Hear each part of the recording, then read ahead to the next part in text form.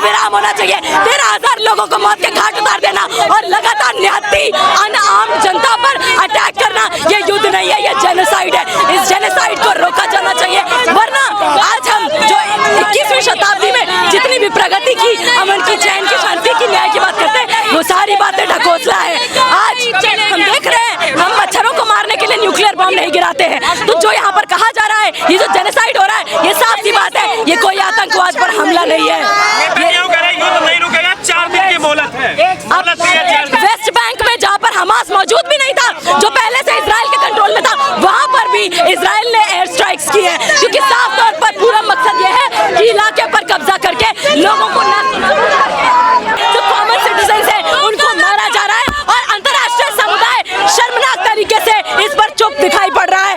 क्यों आज इस तरीके से फिलिस्तीन के जनता को, फिलिस्तीन को एक मुर्दा घर बना दिया गया है। आज 6,000 से ऊपर बच्चे मारे जा चुके हैं। ये जेनोसाइड आखिर कब तक चलता रहेगा?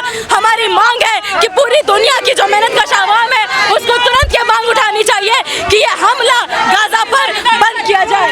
महीने से ये बात बताई जा रही है कि वहाँ पर हमास का कमांड एंड कंट्रोल सेंटर है, कोई कमांड एंड कंट्रोल सेंटर तो नहीं मिला, लेकिन वहाँ पर जितने भी ICU में मरीज थे, जितने बच्चे थे, वो सब मारे जा चुके हैं। और हम देख रहे हैं कि जिस तरीके से 2003 में अमेरिका ने इराक पर हमला किया, 2 लाख लोगों को मार डाला, ये कहते हुए कि वहाँ पर वेपन्स ऑफ मास डिस्ट्रक्शन है, न्यूक्लियर बॉम्ब है, कभी कोई WMD नहीं मिला, कभी कोई बॉम्ब नहीं मिला, लेकिन 2 लाख बेकसूर जनता मारी गई। और आज वही हम दोबारा देख रहे हैं, US और इजराइल का जो नापाक गठजोड़ है, वो लगातार ये बर्बर अटैक, US और इजराइल का नापाक गठजोड़ मध्य पूर्वी देशों में, इलाकों में अपने ऑयल के रिसोर्सेज पर अपना कब्जा बनाए रखने के लिए वहाँ की जनता को कई दशकों से इस तरीके से शोषित करता आ रहा है।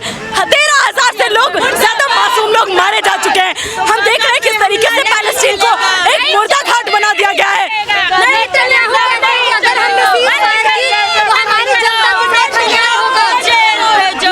का खुद का बेटा US में बीच के साइड में आराम कर फरमाते हुए दिखाई पड़ता है, जहां पर पैलेस्टीन की जनता आज बिना इलाज के मर रही है। US के fighter jets, bombs, band chemical weapons उन पर गिराए जा रहे हैं। ये वार नहीं है, ये युद्ध नहीं है, ये ऑल आउट एक जनता को खत्म करने की दो बहुत मजबूत ताकतों की साजिश है, जो किसी से छुपी नहीं हुई है।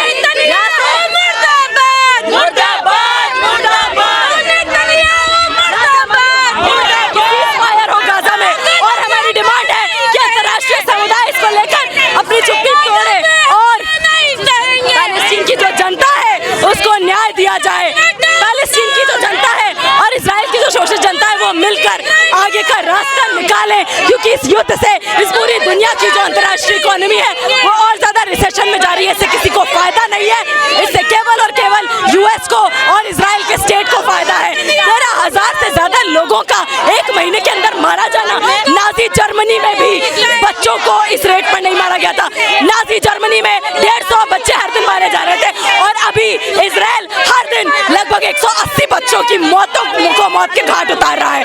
इससे ज्यादा बेशर्मी की बात क्या हो सकती है कि आज हम 21वीं शताब्दी में सभी शांतिपूर्ण ऑर्गेनाइजेशंस के मौजूद होने के बावजूद इंटरनेशनल स्तर पर इस तरीके का जेनोसाइड अपनी आंखों के सामने देख रहे हैं। आज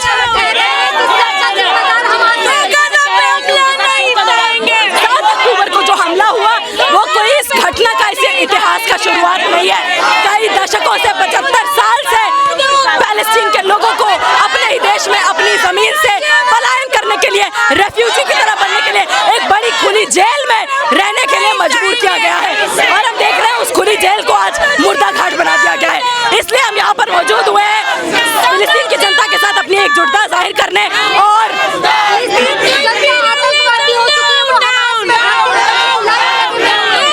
कोई भी हक की बात करने वाला आज आतंकवादी है। भारत खुद भी हमास को टेररिस्ट ऑर्गेनाइजेशन नहीं रिकॉग्नाइज करता है। भारत ऐतिहासिक तौर पर पैलेस्टीन की जनता के साथ खड़ा रहा है, और कहीं पर भी शोषित जनता जिसके साथ इस तरीके का साम्राज्यवादी शोषण होता है, उसके साथ भारत की जनता खड़ी रही है और आज भी खड़ी रहेगी। इसीलिए हम यहाँ पर आज मौजूद हुए हैं अपना विरोध प्रदर्शन जताने के लिए, और ये डिमांड करते हुए कि गाजा में सीज़फायर, पूरे मिडिल ईस्ट की जो रिसोर्सेज है उसके ऊपर अपना कब्जा जमा कर रखे फिलिस्तीन की जनता को के ऊपर कत्लेआम मचा के ये दिखाना चाहते हैं कि इनके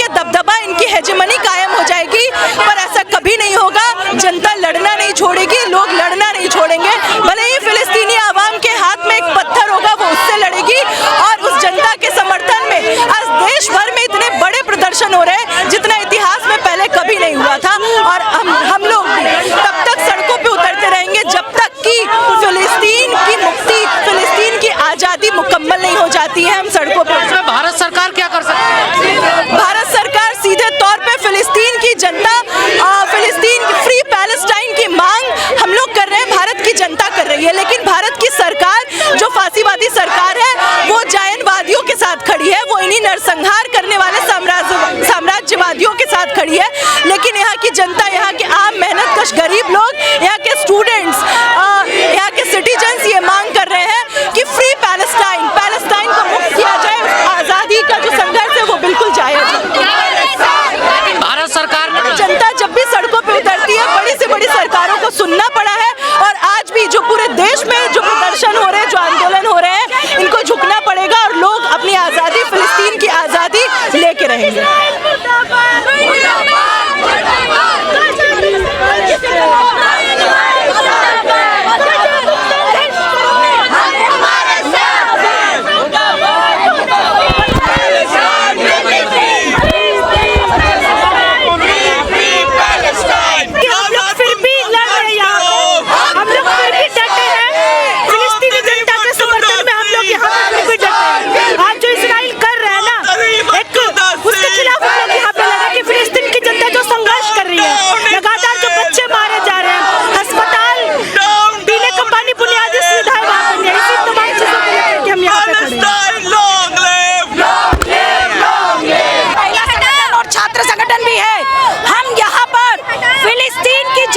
समर्थन में यहाँ पर अपनी बात रखने के लिए आए हैं और हम मांग करते हैं कि युद्ध विराम घोषित होना चाहिए।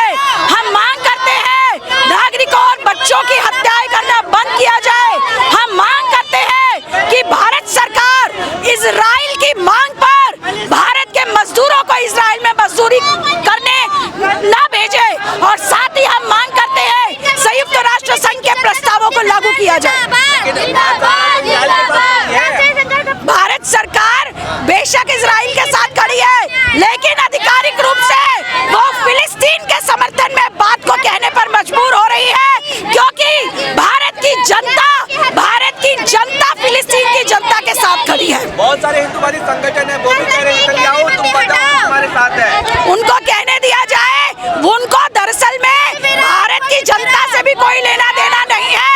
उनको कोई फर्क नहीं पड़ता है कि आज भारत के जो प्रधानमंत्री है किस तरीके से भारत की जनता के ऊपर कॉर्पोरेटी लूट को लाद कर भारत की जनता के ऊपर दमन कर रहे हैं। लेकिन भारत की जनता, क्योंकि उसने अंग्रेजों के खिलाफ लड़ाई लड़ी थी और वो जानती है कि उपनिवेशवाद के खिलाफ लड़ना क्या होता है, जैसे भारत की जनता ने कुर्बानियां दी, इसलिए वो फिलिस्तीन की जनता के मुक्ति संघर्ष के साथ खड़ी है।